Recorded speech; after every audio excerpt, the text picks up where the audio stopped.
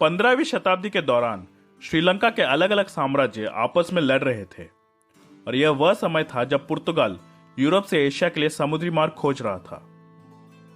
1504 ईस्वी तक पुर्तगालियों ने आज के केरला में व्यापारिक केंद्र स्थापित कर लिए थे। 1505 ईस्वी में लोरेंको डी अल्मीडा के तहत एक पुर्तगाली बेड़ा श्रीलंका के पश्चिमी तट पर पहुंचा। पुर्तगाली और कोटे साम्राज्य जल्द ही दोस्त बन गए और पुर्तगालियों ने कोटे साम्राज्य के साथ व्यापार करना शुरू कर दिया। 1518 ईस्वी में पुर्तगाल ने कोलंबो में एक किला बनाया। 1521 ईस्वी में कोटे का राजा विजय बाहु को उसके ही बेटों ने मार दिया और फिर उसके 3 बेटों ने साम्राज्य का बंटवारा कर दिया। भुवनई का बाहु कोटे का राजा बना, मायुदने सीतावाका का राजा बना और रायगमा बंदारा रायगमा का राजा बना। सीतावाका का राजा मायुदने बहुत ही ज्यादा महत्वाकांक्षी था और वह अपने साम्राज्य का विस्तार करना चाहता था और उसने कोटे, रायगमा और कैंडी के राज्य पर हमला किया। 1538 ईस्वी में बंदारा की मृत्यु के बाद सीतावाका साम्राज्य ने रायगमा साम्राज्य पर कब्जा कर लिया।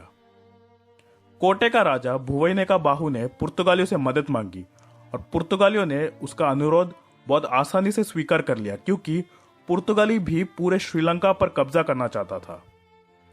पुर्तगाली अब सीतावाका साम्राज्य से भिड़ गया। पुर्तगालियों के खतरे को समझते हुए अन्य राज्य जैसे जाफना और कैंडी भी पुर्तगालियों से भिड़ गए और 1527 ईस्वी में सिंहली पुर्तगाली युद्ध छिड़ गया।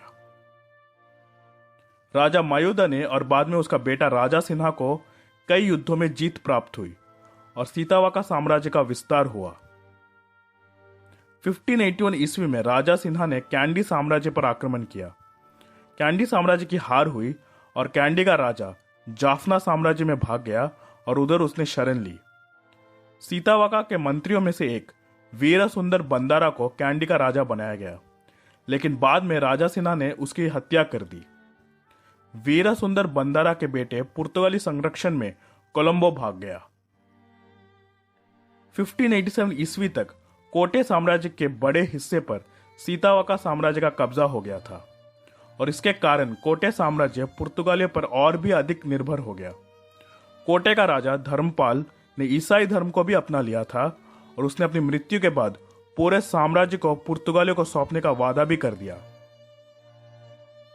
1597 ईस्वी में धर्मपाल की मृत्यु हुई और पुर्तगालियों ने पूरे साम्राज्य पर अधिकार कर लिया और कोटे साम्राज्य का अंत हो गया। इसी बीच उत्तर में जाफना साम्राज्य के खिलाफ 1560 ईस्वी में पुर्तगालियों की हार हुई, लेकिन फिर से 1591 ईस्वी में पुर्तगालियों ने हमला किया और इस बार जाफना साम्राज्य की हार हुई और जाफना के राजा पूविराज पंडारम मारे गए। पुर्तगालियों ने पंडारम के बेटे एथिरी मन्ना को जाफना का राजा बनाया क्योंकि एथिरा मन्ना पुर्तगालियों का समर्थन करता था।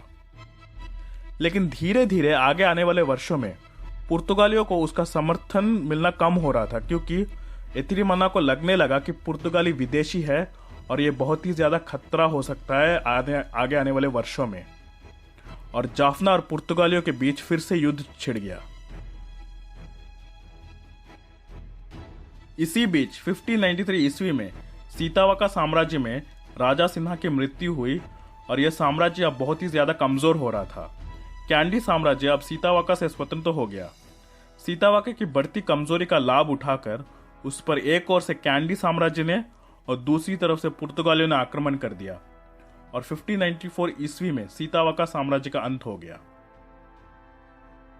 1592 ईस्वी में विमला धर्मा सूर्या कैंडी का राजा बना।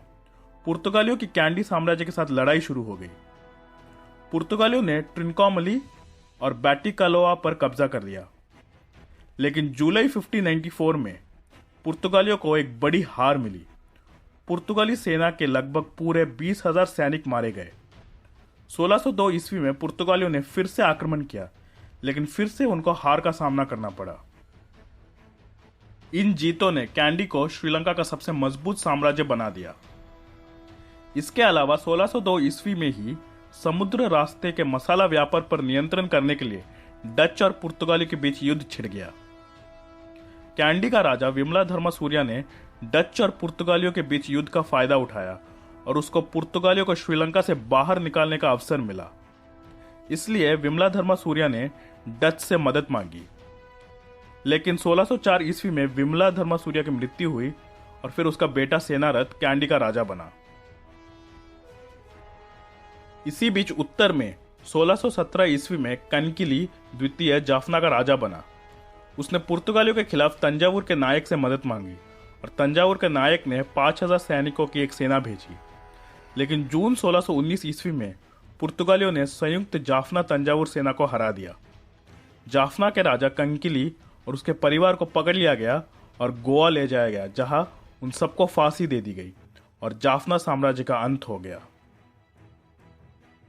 इसी बीच कैंडी में राजा सेनारथ को डैनिश से मदद मिलती है, लेकिन 1620 ईस्वी में डैनिश नौसेना की पुर्तगालियों से हार हुई।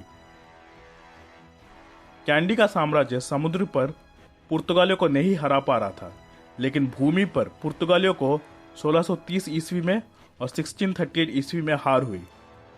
इन लड़ाइयों में हार के बाद श्रीलंका में पुर्तगालियों को बुरी तरह कमजोर कर दिया। इसी बीच डच अब आज के इंडोनेशिया के पूर्ण नियंत्रण में था और अब वह श्रीलंका में सेना भेजने के लिए तैयार था। 1638 ईस्वी में एक डच बेड़ा श्रीलंका पहुंचा और बटिकालोआ पर कब्जा कर लिया। कैंडी का राजा राजा सिंह द्वितीय ने डच को पूरा समर्थन दिया था।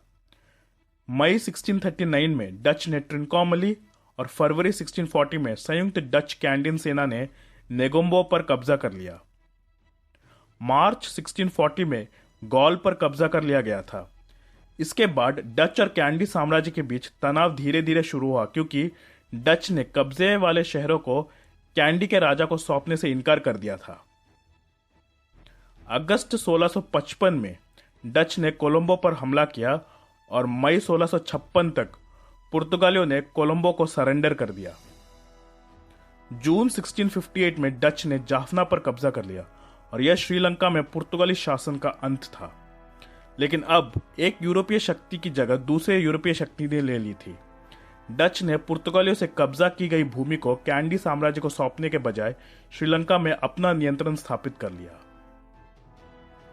कैंडी का राजा राजा सिंह द्वितीय ने डच से क्षेत्रों को वापस लेने की कोशिश की, लेकिन वह सफल नहीं हुए। 1687 ईस्वी में राजा सिंह द्वितीय की मृत्यु हुई और अगले 40 से 50 साल शांतिपूर्ण रहे। 1739 ईस्वी में कैंडी का राजा नरेंद्र सिंह की मृत्यु हो गई और उसके बाद कैंडी में उत्तराधिकार का संकट शुरू हुआ। नरेंद्र सिंह का एक रिश्तेदार जो मदुरै नायक शाही परिवार से था, वो कैंडी का राजा बना और इसके बाद कैंडी में नायक शासन शुरू हो गया। नायक शासन के दौरान तमिल और सिन्हलीस दोनों कैंडी के दरबारी भाषा बने। नायक शासन की शुरुआत के बाद डच और कैंडी के बीच फिर से तनाव शुरू हो गया। 18वीं शताब्दी के दौरान कई लड़ाइयां लड़ी गई। डच पूरे श्रीलंका पर तो कब्जा नहीं कर सका, लेकिन श्रीलंका के पूरे तटीय हिस्से पर कब्जा कर लिया।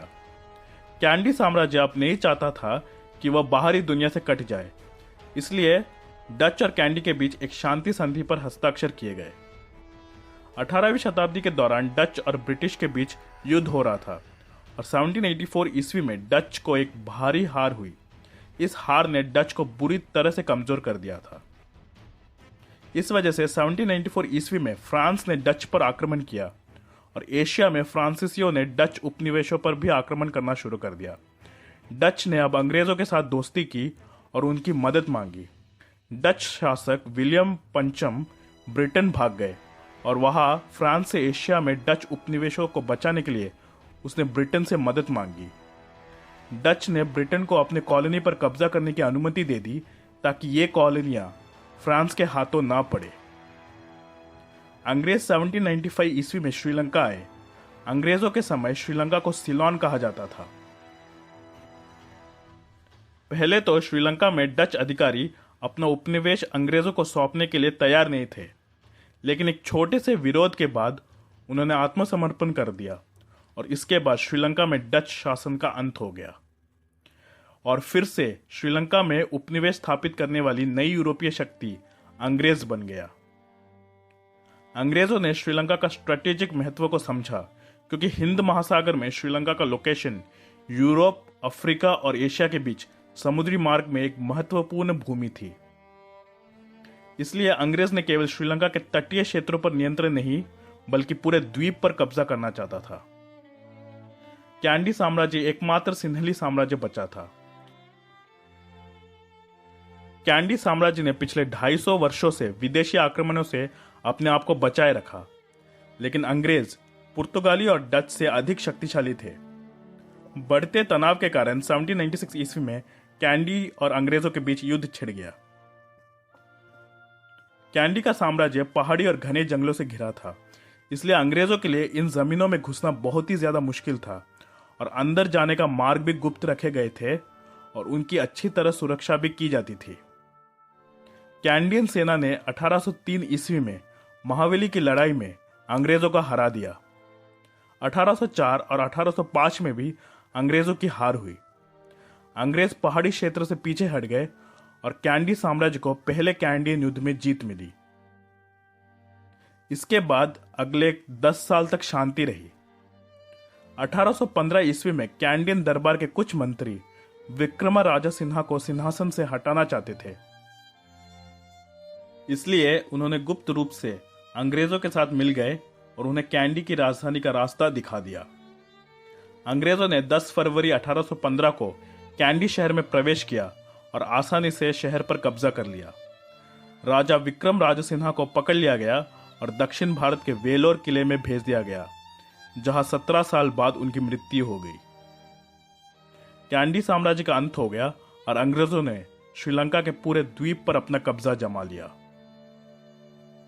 1817 ईस्वी में ऊवा प्रांत में अंग्रेजों के खिलाफ विद्रोह हुआ, लेकिन 1 साल बाद अंग्रेजों ने इस विद्रोह को दबा दिया और यह अंग्रेजों के खिलाफ आखिरी विद्रोह था और अगले 130 वर्षों तक अंग्रेजों ने पूरे श्रीलंका पर शासन किया।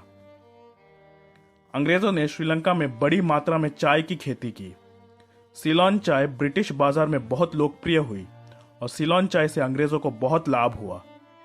चाय की बढ़ती मांग और इस मांग को पूरा करने के लिए ब्रिटिश ने दक्षिण भारत से बड़ी संख्या में तमिल वर्कर्स को श्रीलंका में चाय बागानों पर काम करने के लिए लाए। अंग्रेजों के खिलाफ कई वर्षों तक कई विद्रोह हुए, लेकिन वे सब दबा दिए गए। Ceylon national Congress, Colombo youth league और जाफना यूथ कांग्रेस जैसे कई संगठन की स्थापना हुई। कोलंबो यूथ लीग और जाफना यूथ कांग्रेस ने जवाहरलाल नेहरू और सरोजिनी नायडू से प्रेरणा लेकर पूर्ण स्वराज की मांग उठाई, जैसे भारत में उठाई गई थी। अंग्रेजों के खिलाफ कई वर्षों के संघर्ष के बाद श्रीलंका 1948 में आजाद हुआ और उसके बाद श्रीलंका में करीब 150 साल के ब्रिटिश शासन का अंत हो गया।